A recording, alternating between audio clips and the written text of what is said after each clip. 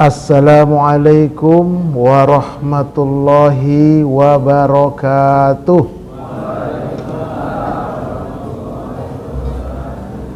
Alhamdulillah wassalatu wassalam ala rasulillah wa ala alihi wa sahbihi wa mawalah, la hawla wa la quwata illa billah, amma ba'd. Bagaimana kabar Bapak Ibu, sehat? Alhamdulillah. Nampaknya banyak kali kita ini ya, luar biasa. Mudah-mudahan apa yang kita lakukan ini dicatat di sisi Allah sebagai amal soleh buat kita semua. Amin ya Rabbal, yang dapat mencerahkan jiwa-jiwa kita. Salawat dan salam semoga Allah sampaikan keharibaan uswatun hasanah kita, Nabi kita Muhammad sallallahu alaihi wasallam. Baik Bapak-bapak, ibu-ibu, jamaah salat subuh, jamaah majelis ilmi Masjid Al-Ikhlas, Komplek Cipondoh, Komplek Garuda ya, Cipondoh, Tangerang Kota, Banten, Indonesia, dunia. Mudah-mudahan ya kita semua mendapat rahmat. Baik, tanpa memperpanjang kalam, saya punya majelis di YouTube, Majelis Studi Dakwah Terapan Center. Jadi dakwahnya itu adalah terapan. Sudah banyak materi yang saya upload, lebih dari 400 video. Silakan berkunjung ke channel Ustadz Arifin Purba Official. Nah, kalau kita pengen cari sesuatu, tulis di belakangnya itu tentang apa. Misalnya setelah official, cara mengenal diri, enter. Cara menghitung harta waris, enter. Apa aja yang terbayang, aku pengen ini, di enter. Nanti akan muncul itu lebih banyak dalam bentuk PowerPoint ya. Memang agak panjang, hampir 1 jam. Kalau kira-kira capek, di stop dulu, nanti dilanjut lagi. Cuman Ustadz, di HP ku nggak bisa nampak Ustadz. Iyalah, nggak ada paketnya. Nggak ada paket, nggak ada wifi ya kan. Jadi menggunakan paket atau wifi untuk mengikuti dakwah itu jadi ibadah, insya Allah. Oke, kita sambil nunggu jamaah yang datang dari masjid lain gitu ya, masya Allah, luar biasa. Oke, tapi jangan lupa subscribe, like, and share serta komen. Nah, itu jadi sedekah jariah buat antum semua. Baik, neraka dan surga itu pilihan, milihnya dari sekarang. Ya, insyaallah. Ini biar dengar satu komplek ya. Baik, silakan. Jadi mau ke surga atau mau ke neraka, sekarang kita disuruh milih. Pasang mapnya. Pasang mapnya, tujuannya surga. Makanya kata Nabi, wa man salaka tariqan yaltamisu fihi ilman sahalallahu lahu bihi tariqan ilal jannah. Dan barang siapa yang menempuh jalan untuk mencari ilmu, maka Allah mudahkan jalannya ke surga. Datang kita kemari, habis dari masjid lain ada pengajian di Al-Ikhlas, datang. Dari rumah datang, dari Ciputat saya datang. Inilah dia kata Nabi, dimudahkan jalannya ke surga, insya Allah. Tapi banyak orang yang tidak mau, habis sholat langsung pulang. Ya mungkin ada urusan lain, mungkin ya, banyak juga urusan. Oke, Nah ini jangan abaikan nih. Hadir ke majelis ilmu jangan diabaikan. Kita harus betul-betul semangat, istiqomah. Ya, siap. Baik. Tema kita adalah terapi agar jiwa tenang. Apalagi hidup sekarang ini, ya kan, ekonomi begitu dah, kemudian politik begono dah. Macam-macam hidup sekarang ini. Gimana Ustaz caranya supaya tenang jiwa saya Ustaz? Nah ini sama-sama belajar kita yuk. Saya juga manusia kok. Iya. Tapi kalau tahu kita terapinya Bu, enak Bu. Enak hidup itu. Nampak dari wajahnya. Nah, ini nampaknya ini wajahnya ini wajah tuh wajah ini. Oke. Kalau udah tahu terapinya enak. Oke ya, jadi kita terapi agar jiwa kita tenang. Salah satunya lewat sholat. Kalau sholatnya dijiwai. Tapi kalau nggak dijiwai, sholatnya tak bisa lah.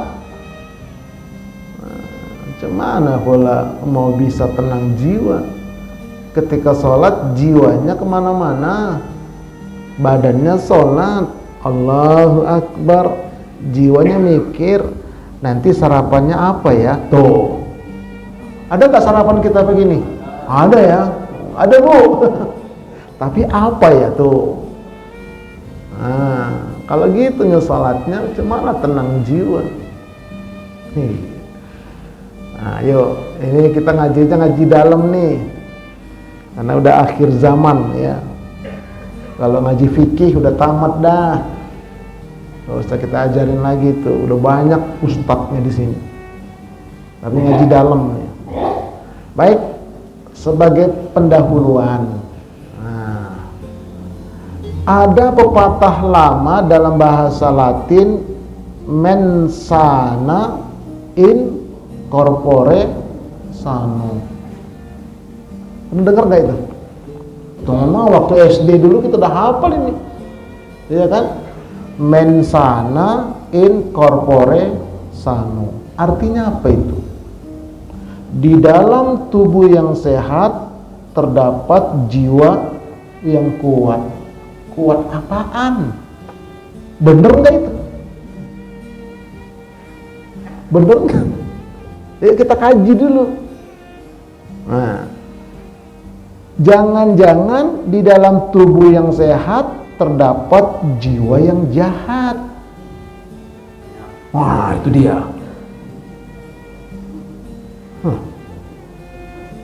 Tubuhnya sehat, jiwanya jahat. Karena jika kita lihat para aparat dan pejabat, badan mereka sehat-sehat, namun jiwa mereka banyak yang bejat, kerjanya menindas rakyat.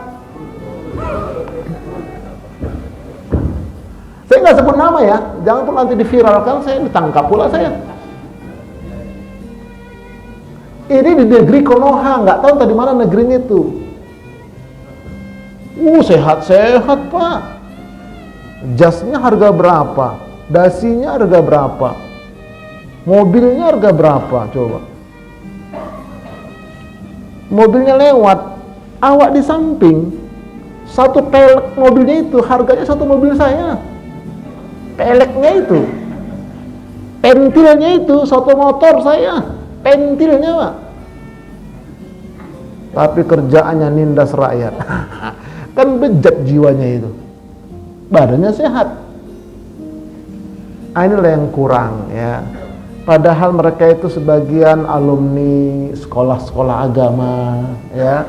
Bahkan ada yang alumni perguruan tinggi agama. Tapi kok begitulah. Nah, kenapa itu bisa? Karena terapi jiwanya itu nggak pas. Bahkan nggak pernah ngikutin terapi dia.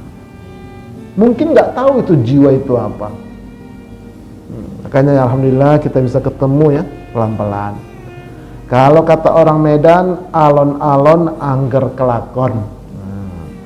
Bahasanya bahasa Jawa yang ngomong orang Medan. Kayak saya bilang kata orang Medan.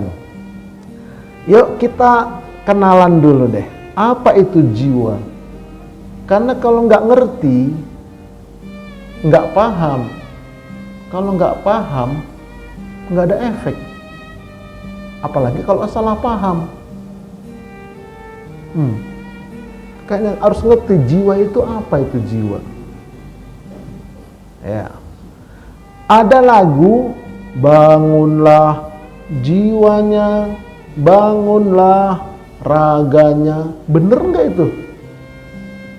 Oke, kalau redaksinya benar, tapi aplikasinya jauh. Kayak Pancasila aja itu betul, memang itu urutannya, ketuhanan yang Maha Esa, tapi aplikasinya kemanusiaan yang adil dan beradab. Nah, itu buktinya sebetulnya. Kalau nggak beradab dia sebagai pejabat dan rakyat, berarti percuma dia mengaku Tuhan itu Esa, karena nggak ada aplikasi, karena nggak ngerti. Nah, makanya kita lihat itu lagunya. Kemudian ada orang sedang sakit jiwa, dibawa ke rumah sakit jiwa, ditangani oleh dokter jiwa. Tuh, jiwa, apa itu jiwa? Dalam kemiskinan harta ada kekayaan jiwa. Nah, bagaimana aplikasinya? Hari buruk bukan berarti kehidupan buruk. Jiwamu hanya butuh waktu untuk kembali tenang. Jadi kalau mengatakan orang hari-hari buruk, enggak. Kalau jiwa kita tenang, semuanya baik. Kebahagiaan sejati selalu datang dan bersumber dari dalam jiwa yang damai. Tuh. Gimana caranya supaya jiwa damai? Kesabaran adalah obat terbaik untuk menenangkan jiwa yang sedang bergemuruh. Kedamaian jiwa tidak ditemukan dalam kemewahan, melainkan dalam rasa syukur. Jiwa yang kuat terbentuk dari pilihan-pilihan sulit yang berani kita ambil. Itulah jiwa, jiwa, jiwa. Apa itu jiwa? Terus terang aja banyak nggak paham. Maaf ini. Makanya saya sampaikan di sini. Banyak nggak paham apa itu jiwa. Udah ini nebak-nebak. Oh, berarti roh. Enggak, beda. Beda. Oke. Apakah sebenarnya jiwa itu? Nih kita lihat. Manusia itu ada 4 unsur. 1, jasmani. Itu disebut dengan badan, raga, tubuh. Yang kedua, hayati. Itulah dia nyawa, nafas, diri, jiwa, pikiran, dan perasaan. Yang ketiga, ruhani. Itulah ruh yang ditiupkan ketika jabang bayi umur 4 bulan. Yang keempat, korini. Itulah jin korin atau kembaran kita. Nah, jadi jiwa itu di mana?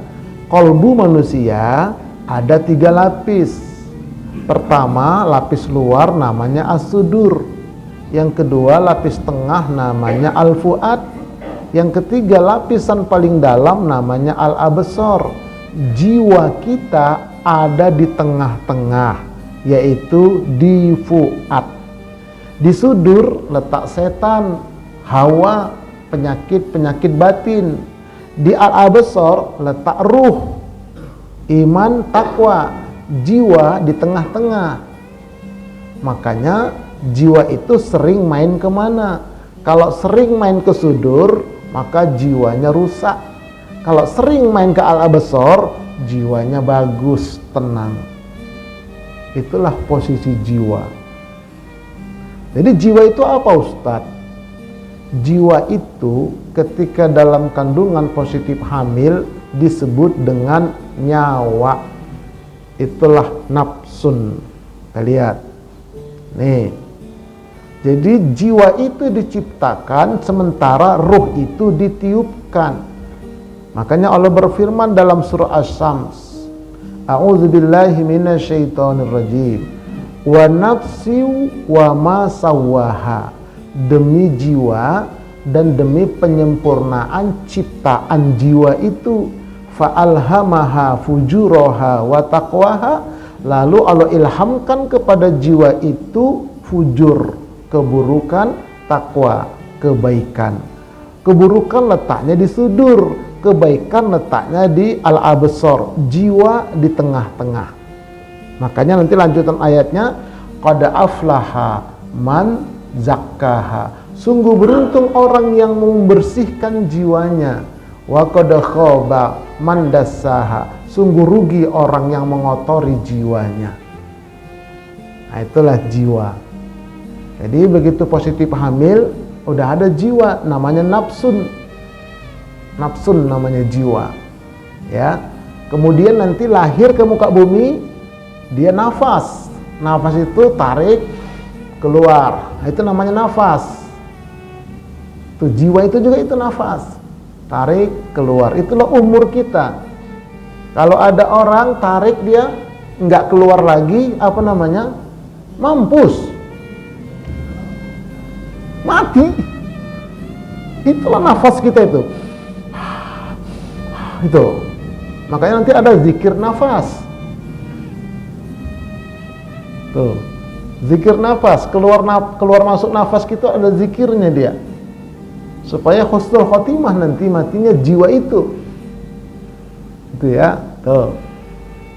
Nah, setelah nanti dia mulai balik berakal, barulah dia menjadi pikiran dan perasaan. Sekarang ini mikir, merasa, itulah jiwa. Oke. Nah, ketika jabang bayi umur 4 bulan ditiupkan ruh, makanya Allah berfirman dalam surah As-Sajdah ayat 9, "Tsumma sawwahu wa nafakha fihi mir ruhihi." Kemudian setelah Allah sempurnakan ciptaan jabang bayi itu, jasmani dan hayatinya, jasadnya dan nyawanya, jiwanya. Nah, Allah tiupkan ruh ketika jabang bayi umur 4 bulan. Nah, nanti ruh itulah yang disebut dengan nurani yang paling dalam, yang gak pernah bohong. Setiap kita punya. Ketika kita berbuat dosa yang didorong oleh jiwa kita didorong oleh setan, alladzi waswisu fi sudurin nas, sikat bleh. Nah, dia sikat, jiwa ruhaninya bilang, jangan, ini nggak boleh, ini dosa. Tapi kata setan, kapan lagi bro, hantam aja, begitu. Akhirnya jiwa kita tergoda sama setan, tergoda sama Hawa, tidak mau mendengarkan ruhani yang paling dalam. Jadi ruhani itu ditiupkan, bukan dicipta. Hadiah dari Allah itu, ruhnya Allah, cahaya ilahi itu. Hewan nggak punya ruh, cuman punya jiwa, punya nyawa. Itulah namanya insting. Tapi kalau manusia punya ruh. Bahkan dalam satu keterangan, jin juga itu nggak punya ruh dia sebetulnya, punya jiwa. Makanya manusia luar biasa. Allah tiupkan ruh ke dalam diri kita, ruhani yang paling dalam. Cuman masalahnya jiwa kita nggak pernah silaturahim sama ruhaninya, nggak pernah ngobrol, nanya dong. Itu namanya muhasabah. Jadi muhasabah itu bukan nangis-nangis, bukan, ngobrol ya. Ada caranya itu, kapan-kapan itu. Nah, jadi itu ya. Jadi sekali lagi, jiwa itu adalah pikiran dan perasaan. Nah, bagaimana supaya pikiran dan perasaan ini tenang, itu yang akan kita kaji. Nih, jiwa telah bersahadat Allah dalam rahim, ya, sebelum 4 bulan. Ini ayatnya. Dan ingatlah ketika Tuhanmu mengeluarkan keturunan anak-anak Adam dari sulbi mereka, dan Allah mengambil kesaksian terhadap jiwa mereka. Seraya berfirman, bukankah aku ini Tuhanmu? Maka mereka jiwa-jiwa itu menjawab, betul engkau Tuhan kami. Kami menjadi saksi agar di hari kiamat kamu tidak mengatakan, sesungguhnya kami Bani Adam tidak tahu menahu tentang akan hal ini, persahadatan jiwa di dalam rahim. Kami nggak pernah kok dulu bersahadat di alam rahim bahwa engkau Tuhan kami Allah, supaya nanti di akhirat jangan sampai ada Bani Adam ngomong begitu. Kita semua ini dalam rahim dulu udah pernah bersahadat. Yang bersahadat itu jiwa, bukan ruh. Setelah bersahadat baru ditiupkan ruh. Gitu. Ini diterangkan oleh Allah ini. Nah, jadi ala anfus, anfus itu jiwa. Kalau satunya nafsun, kalau anfus itu jamak. Nah, sekarang ini banyak orang yang hamil di muka bumi ini, baik muslim maupun non muslim. Dalam kandungan jabang bayi itu ada yang sudah bersamaan dia 4 bulan. Sebelum 4 bulan dia bersahadat dulu jiwanya. Semua orang jiwa itu bersahadat, walaupun dia itu bapak ibunya non muslim. Nah, setelah bersahadat 4 bulan baru ditiupkan ruh. Nah, itulah jiwa kita. Makanya Allah kasih tahu ini firman-Nya. Masalahnya mau ngaji nggak manusia itu aja masalahnya. Oke, jiwa itu yang selalu mendorong berbuat dosa. Akibatnya jiwa itulah yang menanggung dosa. Ini firman-Nya. Qala rabbana zalamna anfusana wa illam taghfir lana wa tarhamna lanakunanna minal khasirin. Al-A'raf ya, ayat 23. Jadi doanya itu Rabbana zalamna anfusana, wahai Tuhan kami, kami telah menzalimi anfusana, diri kami, maksudnya jiwa kami. Tidak ada doa Rabbana zalamna arwahana, enggak ada. Karena ruh itu enggak punya dosa. Makanya maaf ini, kalau ada orang doa ila roh, ila arwah, maaf, enggak tepat. Yang tepat itu ila anfus olan, ila nafsin folan, nafs, jiwa si folan itu. Atau kalau enggak sebut aja namanya, tapi maksudnya jiwa, bukan ruh. Ruh itu cahaya ilahi, hadiah buat kita untuk menerangi jiwa kita. Kalau kita sering silaturahim sama rohani kita, gitu.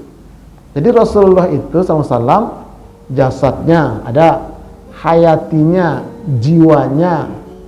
Nah, jadi kalau nama kita di muka bumi ini yang dikasih oleh kakek nenek kita, itu nama jasmani dan hayati itu, jiwa itu.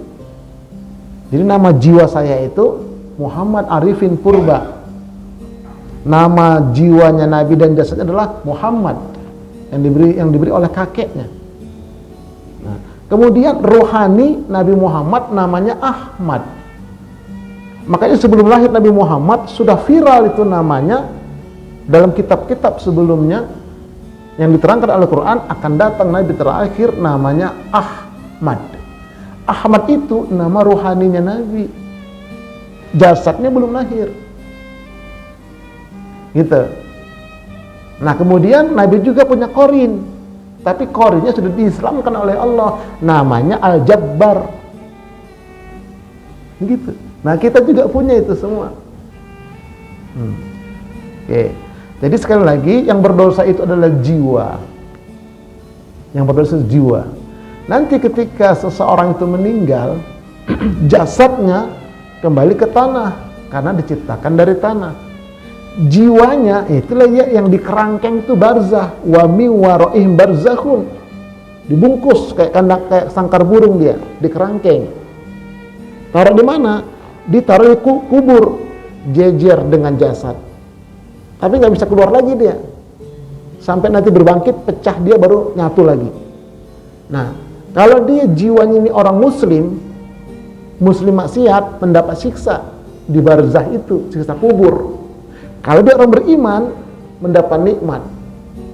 Kalau dia muslimnya fasik, atau munafik, atau kafir, atau musyrik, murtad, maka dia kerangkengnya, barzahnya ditaruh di bawah kubur, namanya sijin.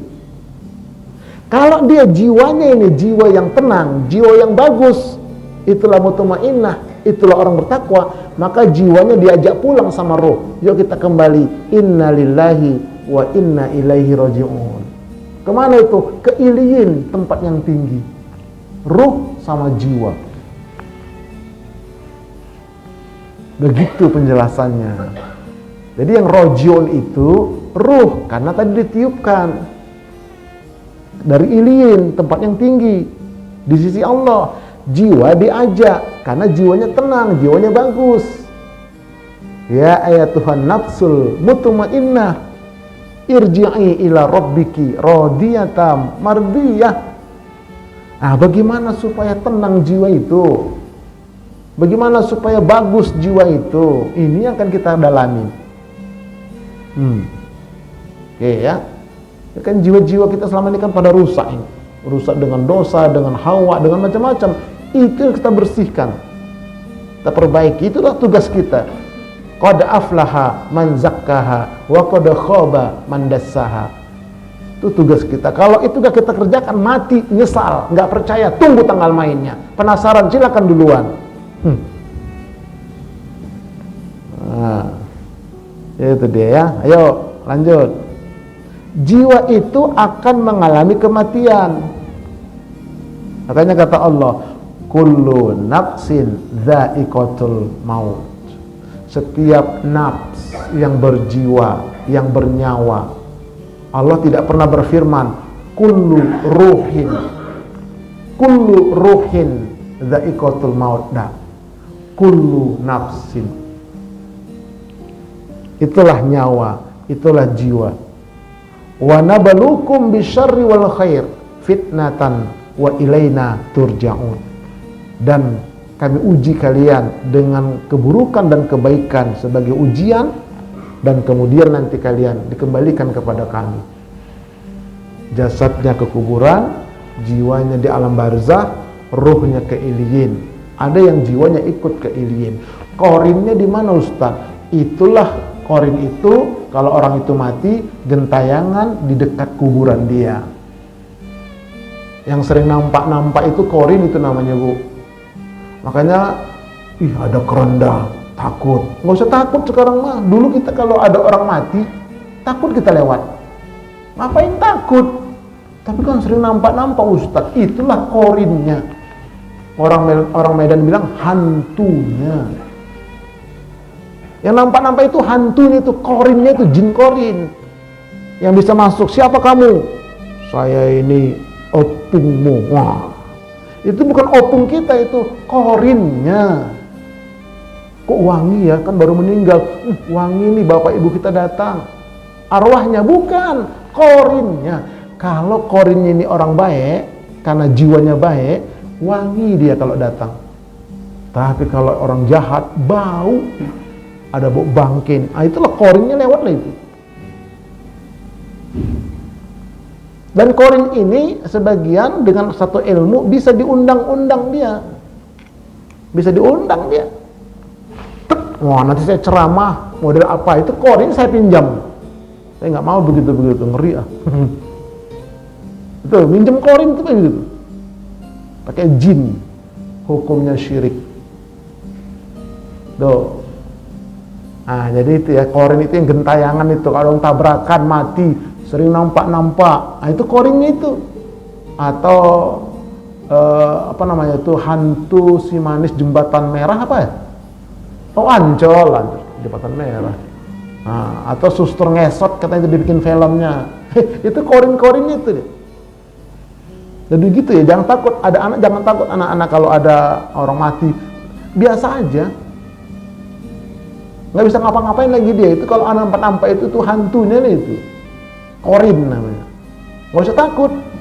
Asal kita betul-betul baca doa, kita berlindung kepada Allah. A'udzubillahi minasyaitonirrajim. Selesai. Kalau kita baca itu, kita jiwai. Oke ya. Nah, kemudian manusia itu ada sisi zohir, ada sisi batin. Sebagaimana Allah berfirman dalam surah Al-Hadid, huwal awwalu wal akhiru wal zahiru wal batinu wa huwa bikulli syai'in alim. Dialah Allah yang awal, namanya Qidam, wal akhir, namanya Baqo, wal zahir, dan Allah itu maha mengetahui sisi zahir, wal batin, dan sisi batin manusia itu. Wa huwa bikulli syai'in alim, dan dia Allah dengan segala sesuatu maha mengetahui. Nah, jadi kita ini ada sisi zahir, ada sisi batin. Sisi zahir jasad inilah, sisi batin itulah dia jiwa sama ruh. Tambah lagi nanti korin. Nah, kemudian dalam beramal ibadah, kita itu ada amal zahir, ada amal batin. Makanya sebutkan dalam hadis riwayat Imam Muslim, innallaha la yanzuru ila suwarikum wa amwalikum. Sesungguhnya Allah tidak melihat kepada penampilanmu dan kepada harta bendamu, tidak. Walakin yanzuru ila qulubikum wa a'malikum. Tetapi yang Allah lihat adalah kepada yang ada dalam kolbumu, itulah jiwamu, wa a'malikum, dan amal ibadahmu. Itu yang dinilai Allah, batin kita sama amal kita. Nah, jadi ada amal zahir, ada amal batin. Amal batin itu diantara adalah jiwa itu, dorongan jiwa. Oke, baik. Kemudian semua ibadah dan amal soleh itu fokus ke jiwa. Amal ibadah itu adalah untuk jiwa kita. Nanti endingnya takwa. Semua amal ibadah itu endingnya takwa. La'allakum tattaqun. Jiwa yang bertakwa.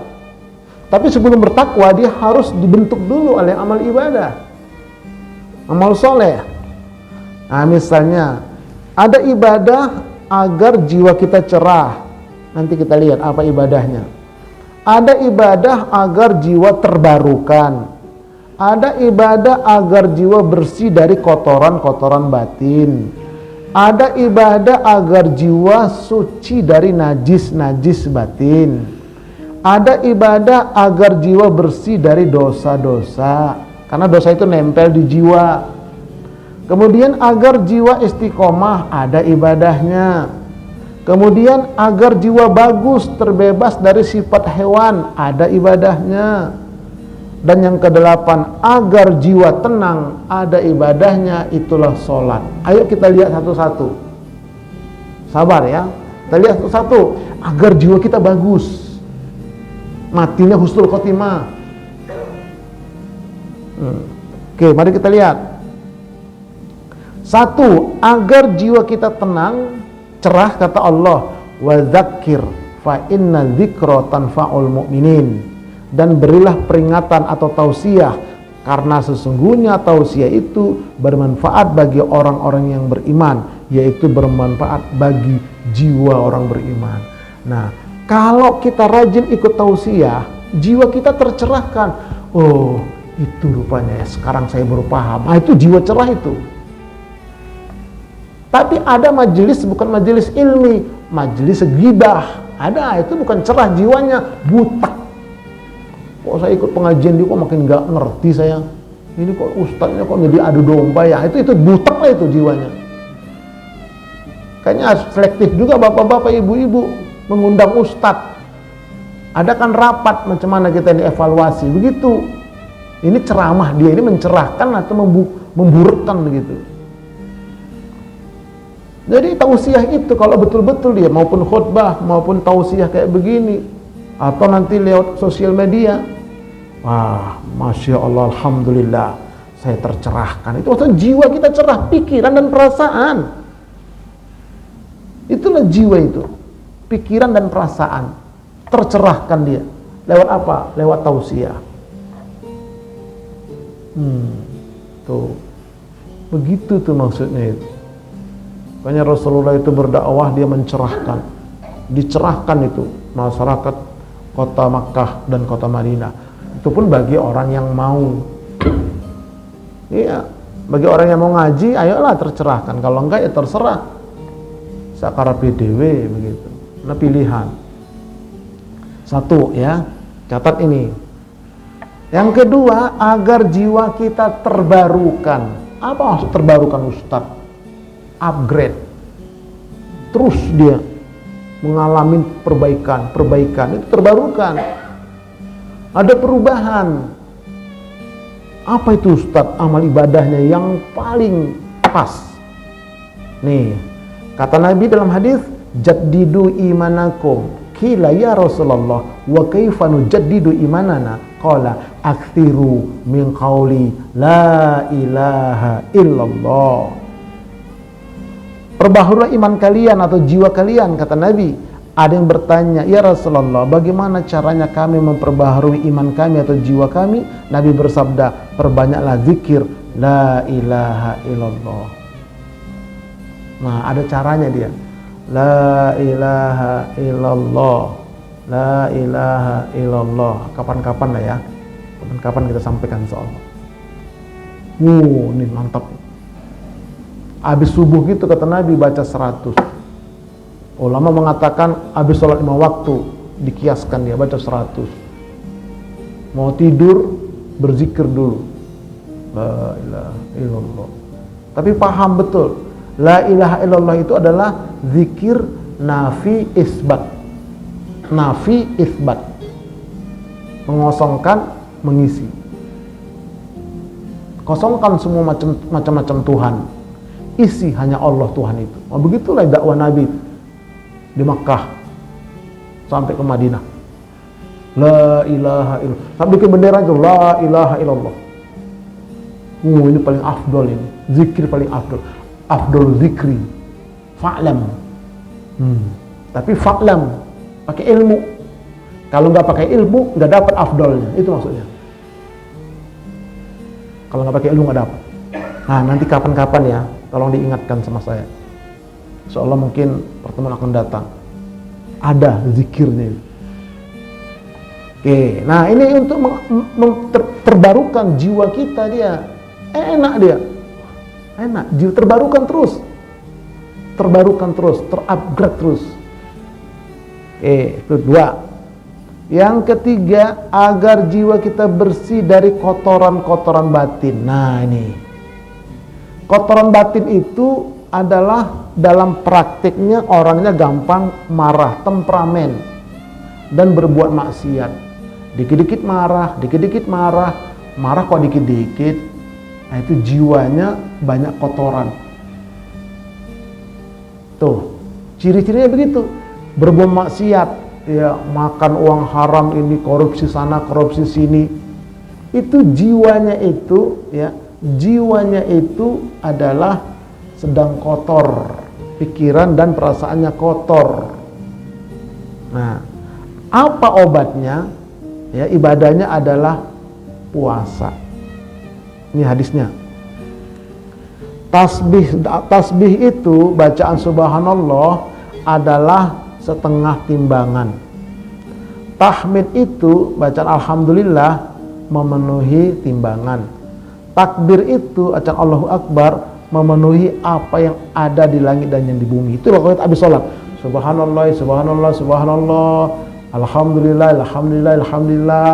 Allahu Akbar, Allahu Akbar, Allah. Itu dia pahalanya setengah timbangan. Kalau tahmid itu penuh timbangan. Takbir itu adalah memenuhi apa yang di ada langit dan bumi. Luar biasa itu. Kalau tahu ilmunya. Tuh berat itu timbangannya di akhirat. Ringan di ucapan, berat di timbangan. Nah, kemudian kata Nabi, wasaumu nisfus sabri. Puasa itu adalah separuh kesabaran.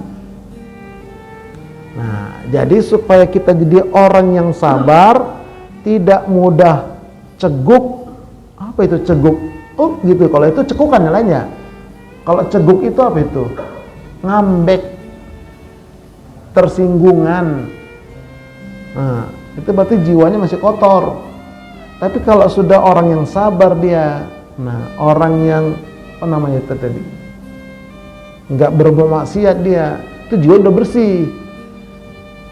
Itu aja kuncinya. Kalau kita masih suka maksiat, masih suka marah, tersinggungan, berarti jiwa kita masih kotor tuh. Masih kotor. Makanya ibadahnya adalah puasa. Puasa apa? Puasa wajib dan puasa sunnah.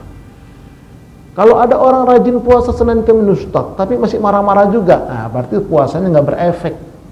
Kenapa? Puasanya nggak dijiwain. Ada yang salah di sana dia dalam menjalankannya. Oke, itu yang ketiga. Yang keempat, agar jiwa kita suci dari najis-najis batin. Nah, itu seperti riya, ujub, takabur. Jadi najis ini beda sama kotoran. Kalau kotoran tadi itu kelihatan aplikasinya. Tapi kalau najis nggak kelihatan. Tapi di sana ada riya, di sini ada ujub, ada takabur. Nih ada satu kisah ya zaman dulu, ulama pakai baju jubah putih bersih, megang kitab, mau ngajar nih jalan. Di kepalanya ini di udeng-udeng sorban kayak ular naga gedenya. Itu tuluknya. Tuluk terbit, ular naga gedenya Pak. Ketemu sama anjing buluk, anjingnya di jalan juga. Anjing mendekat, dia minggir, makin dekat dia sing-singkan jubahnya. Tiba-tiba anjingnya ngomong, dasar manusia pakai jubah aja putih, sorban gede kayak ular naga bawa kitab, tapi batinnya bernajis. Terkejut di ulama, terkejut ulama, Masya Allah, kok bisa ngomong? Kalau kita sentuhan, saya kering, engkau kering, kan nggak dihukum najis. Engkau tahu ilmunya itu. Kalau salah satu kita basah, tersentuh, kan bisa kau bersihkan. Disiram pakai 7 kali pakai air, salah satunya bercampur tanah yang suci. Itu namanya disama. Ente tahu ilmunya, cuma masalahnya batinnya bernajis. Hati-hatilah kita. Kayaknya hati-hati Pak, Bu. Kalau ketemu sama abang-abang pemulung, nggak boleh. Apaan loh pemulung, saya dong. Selesai dia. Batinnya bernajis. Orang sholat di sini ada pakai lepis begitu. Siapa sih? Nggak boleh. Kita nggak tahu. Mungkin dia walinya Allah. Nggak boleh. Nggak boleh anggap remeh sama orang. Apalagi jadi ustadz. Siapa? Nggak boleh. Berarti bernajis batin, nol di sisi Allah, nol. Nah itu yang terjadi Pak. Terjadi itu kayak begitu kebanyakan. Bernajis kebanyakan batin ya. Saya kalau ceramah begini Pak, saya ngomel Pak. Maksud saya ke dalam saya, maaf ya, saya ke dalam itu maksud saya, bukan ngomelin Bapak, bukan. Nih si purba itu tuh dalam itu. Nah, begitu caranya. Nah, lalu apa Ustadz ibadahnya agar dia ini bisa terkuras? Jadi sebelum ke ayat ini, dia dalam bentuk bersih-bersih. Contoh, ada Ustadz terkenal, ya, ceramah, banyak jamaahnya, cium tangan, mah gitu. Jam 12 malam pulang, bilang sama supir, Mas, kita mampir dulu Mas ke masjid itu Mas, saya mau kamar mandi. Siap Ustadz, jangan kemana-mana ya, parkiran. Masuklah Ustadz ini, 10 menit belum keluar, setengah jam belum keluar, 1 jam enggak keluar. Bingung ini supir ini, ada apa Ustadz? Jangan-jangan jatuh pula dia. Diparanin Pak, begitu masuk ke tempat kamar mandi itu, terkejut ini supir. Apa yang dikerjakan? Seluruh kamar mandi itu bersih, karena di situ ada alat-alatnya semua. Dia cuci, dia sikat semua. Kata si supir ini, Ustadz, kenapa Ustadz kerjakan ini? Gak cocok Ustadz. Makanya kamu tuh gak tahu. Begitu jamaah itu salam jemput tangan sama saya, muncul di sini sombong saya, ujub saya. Astagfirullah ya Allah. Makanya ya Allah, saya sikat ini. Mudah-mudahan dengan bersihnya kotoran ini, bersihlah batin saya. Makanya Pak, jangan sungkan, jangan jangan nggak mau membersihkan kamar mandi di rumah. Ini kan bukan kerjaan saya, kan istri saya ada. Jangan Pak, coba Bapak ambil alih lah. Pakai sabun colek itu atau pakai clean itu, bersihkan Pak. Niat, ya Allah, bersihkanlah najis batin dalam kolbuku. Saya bukan hanya ngomong Pak, memang saya lakukan itu. Itu caranya. Apalagi di masjid, maaf, tolak ukur pengurus kita ini batinnya bersih atau enggak, lihat kamar mandinya itu. Kamar mandinya lihat, kalau kita ke masjid mana tuh? Bau pete, campur jengkol, campur apa lagi tuh? Menyengat, padahal dananya ada. Di sini alhamdulillah Pak, mantap kamar mandinya. Itu tolak ukur dari situ. At-tuhuru satrul iman. Begitu juga kalau kita bertamu ke rumah siapapun, cek kamar mandinya. Oh gitu. Pokoknya kita semua. Nah, ketua nasihatin, yang lain nasihatin. Ayo kita perhatikan kamar mandi kita. Jadi intinya Pak, itu salah satunya bersihkan, diet. Nah begitu. Nah kalau berdasarkan ayat ini begini ayatnya. Ambillah zakat dari sebagian harta mereka. Dengan zakat itu kamu membersihkan dan mensucikan jiwa mereka. Dan berdoalah untuk mereka, sesungguhnya doa kamu itu dapat menjadikan ketentraman jiwa bagi mereka. Itu infak zakat sedekah. Diniatkan ya Allah, dengan infak zakat sedekah ini sucikan jiwa kami, satu keluarga. Tambah lagi doa yang nerima itu, ya Allah tenangkan jiwa mereka. Misalnya bapak ibu, misalnya ngasih ke saya, ya misalnya nyumpama, nah saya doakan, mantap Pak. Nggak percaya, coba. Ya nyoba kan nggak bayar ya kan, cuman ngasih. Tuh ngasih makanan itu, saya doakan itu. Yang menyumbang itu Pak, insya Allah batinnya suci. Itu dia, itu namanya ilmu hakikat. Ada 4 macam tingkat ilmu nanti. Itu namanya ilmu hakikat. Hakikatnya membersihkan jiwa orang tersebut. Ini amalannya ya. Nah kemudian yang kelima, agar jiwa bersih dari dosa, amalannya baca salawat. Nih, siapa saja yang membaca salawat kepadaku sekali, niscaya Allah bersalawat kepada 10 kali, menghapus 10 dosanya, mengangkat derajatnya 10 tingkatan. 1 kali baca salawat.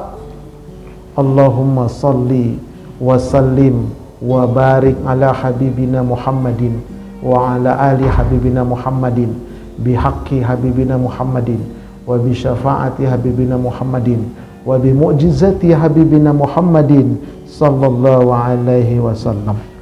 Itu namanya salawat qabul hajat. Dahsyat. Oke.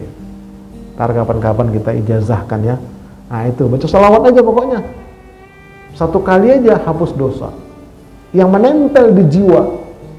Tapi baca salawatnya dijiwai. Keutamaan salawat banyak sekali. Oke, yang ke-6. Masih yang kelima. Istighfar itu dapat membersihkan dosa-dosa yang menempel di jiwa. Apabila seorang hamba melakukan kesalahan, maka akan menempel di kolbunya, di jiwanya 1 titik hitam. 2 kesalahan, 2 titik, 1.000.000 kesalahan, jiwanya, kolbunya itu hitam. Jika dia membaca istighfar dan bertaubat, maka akan dibersihkan kembali kolbunya, jiwanya. Tetapi jika dia ulang lagi, maka kolbunya akan dipenuhi oleh warna hitam. Jadi kalau banyak dosa itu nempel di jiwa, jiwanya hitam, itu kelihatan mukanya pun nggak enak ditengok. Nggak enak. Lihat aja tuh orang-orang Batak tukang copet, kan mukanya nggak enak ditengok. Kenapa? Karena orang Batak tukang copet itu banyak dosanya. Tapi kalau orang Batak yang Islam, wajahnya bercahaya. Contohnya banyak lah ini. Walaupun masih ada dikit bintik-bintiknya lah. Wajar namanya manusia ya kan. Itu jadi dosa itu nempel di jiwa. Nanti kelihatan dari mukanya. Coba tengok itu para pejabat-pejabat sebagai tak enak ditengok. Jiwanya itu banyak dosa. Ya Allah ya Rabb. Oke, nah sedikit lagi agar jiwa istiqomah. Nah, agar jiwa istiqomah. Ini dia ya. Katakan ya Muhammad, Ruhul Kudus itu menurunkan Al-Quran dari Tuhanmu dengan benar untuk mengokohkan jiwa orang-orang beriman. Jadi agar jiwa kita istiqomah, rajin-rajin tilawah Al-Quran tiap hari, walaupun satu halaman, nggak usah bolak-balik, tapi rutin Bapak Ibu baca Al-Quran agar jiwa kamu istiqomah, jiwa kamu tegar, jiwa kamu kuat, akidah kita kuat, jiwa kita kuat. Istiqomah baca Al-Quran, paksakan, tiada hari tanpa baca Quran. Ditambah dengan doa. Nih doa ini, ya muqallibal qulub tsabbit qalbi ala dinik. Ini hadis. Atau doa yang ini, Allahumma musarrifal qulub sarrif qulubana ala ta'atik. Yang di atas itu doa untuk jiwa istiqomah akidahnya. Yang di bawah ini doa untuk jiwa istiqomah ibadahnya. Tuh. Sering-sering baca doa ini. Udah hafal kita. Ya muqallibal qulub tsabbit qalbi ala dinik. Allahumma musarrifal qulub sarrif qulubana ala ta'atik. Ada lagi hadis lain, Allahumma a'inni ala zikrika wa syukrika wa husni ibadatika. Ada lagi hadis lain, Allahumma inni as'alukal huda wat tuqa wal ghina wal afaf, dan seterusnya. Doa, tapi doanya dijiwai. Ya, agar jiwa kita istiqomah. Nah, kemudian agar jiwa kita bagus, terbebas dari sifat hewan, ibadahnya adalah kurban, umroh, haji. Ini dia.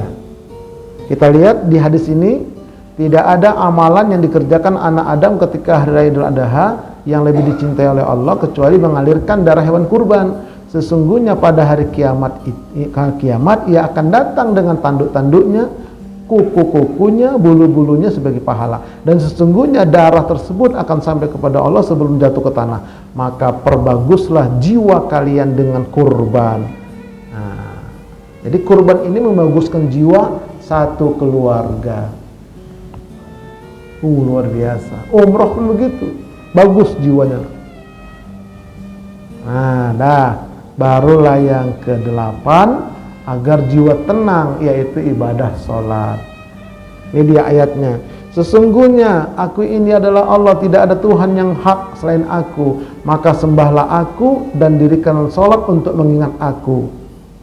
Nah, kemudian kata Allah, orang-orang yang beriman itu dan orang-orang yang beriman dan jiwa mereka menjadi tentram dengan mengingat Allah. Ingatlah, hanya dengan mengingat Allah sholat, jiwa menjadi tentram. Nah, jadi sholat ini menenteramkan jiwa, menenangkan jiwa kalau sholatnya dijiwai. Nah, tentang praktik sholat jiwa ini memang harus ada praktiknya dia, kalau nggak bisa. Satu hari aja misalnya kita, nah baru bisa itu. Kalau nggak bisa. Ya, oke. Kesimpulan, belum, tingkatan sholat. Yang paling rendah namanya sholat sahun. Celaka. Karena apa? Jiwanya lalai, pikirannya lalai, perasaannya lalai. Ini sholat sahun yang paling jelek. Fawailul lil musallin alladzina hum an sholatihim sahun. Nah, naik yang di atas namanya sholat khusyuk. Nah, ini mulai bagus dia. Tapi sholat khusyuk ini adalah sholat yang zahirnya tumakninah, bacaannya tartil. Jadi khusyuk itu masih zahir, belum batin dia, belum. Bagus dia, tumakninahnya bagus, rukuknya bagus, iktidalnya tenang dulu. Nah itu tumakninah, itu khusyuk. Bacaannya juga tartil, dia nggak buru-buru. Jadi khusyuk ini belum masuk ke batin, masih di luar. Ya, khusyuk ini seperti orang mancing di empang. Nah, itu khusyuk itu. Orang mancing di empang, Pak, itu khusyuk. Kenapa? Matanya ke pelampung, kan gitu. Tangannya kemana-mana, kan gitu. Itulah ciri-ciri orang khusyuk itu bisa dilihat dari orang mancing di empang. Nah, khusyuk itu. Jadi khusyuk itu masih di luar, bukan paling bagus. dalam sholat, tapi udah lumayan. Ya. Nah, yang nomor 3 yang lebih bagus lagi, namanya sholat hudur. Sholat hudur, yaitu pikiran dan perasaannya hadir dalam sholat, nggak kemana-mana. Itu bagus tuh. Hadir dia, hudur. Nah, macam mana caranya itu? Itu ada triknya. Nggak bisa dia harus ada pelatihan begitu. Kalau nggak bisa.